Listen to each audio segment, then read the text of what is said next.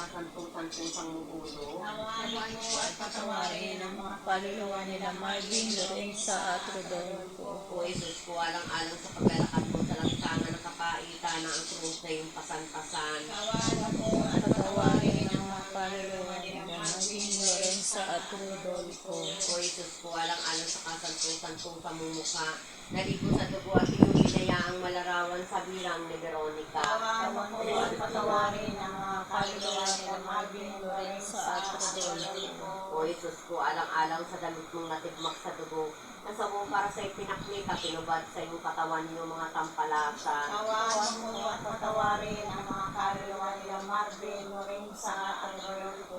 O Jesus ko, alang-alang sa kasantung-santungsang katawan mo na nakako sa krus. Nawain mo at patawarin ang mga kaluluwa nila Marvin, Lorenza at Rodolfo.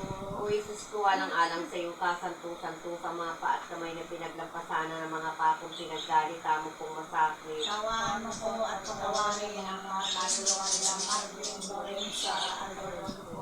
O Jesus ko, alang-alang sa tagiliran mo na buksan sa saksak ng isang matalim na sibat na binukalanan dugo at tubig. Nawain mo at patawarin ang mga kaluluwa nila Marvin, Lorenza at Rodolfo.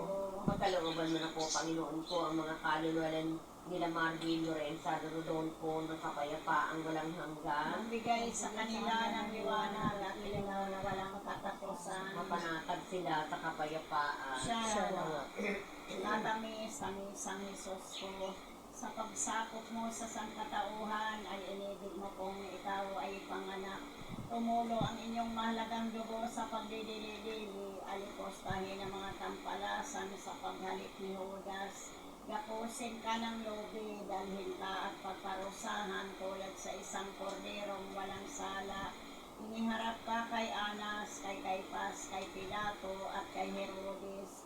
Niluran ka at pinaratangan ng mga saksing sinungaling.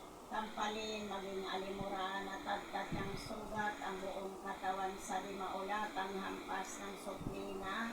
Utungan ka ng puro ng tinik, tinakpan ng inyong mukha ng isang porpora sa pagpapanibasa sa iyo.